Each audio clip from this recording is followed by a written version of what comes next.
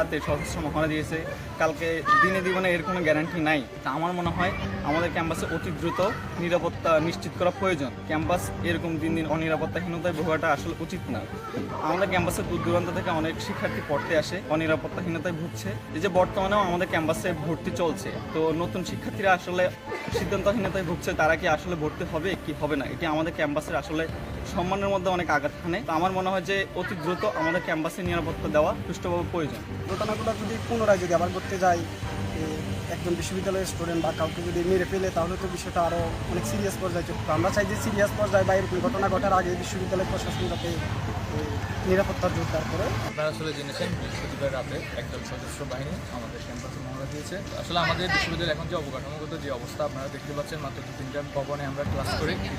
অনেক সময় হয় কি একটা বেঞ্চ ক্লাস করলে আরেকটা বেঞ্চ বাইরে দাঁড়ায় থাকা লাগে।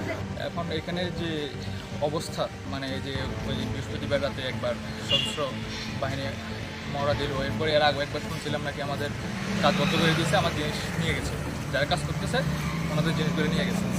তো আসলে এই বিষয়গুলো হলো আসলে আমাদের যে বিশ্ববিদ্যালয়ের যে ভবনগুলো, যে উন্নয়নের যে ধারাটা আছে, এটা তো আসলে ব্যাহত করে।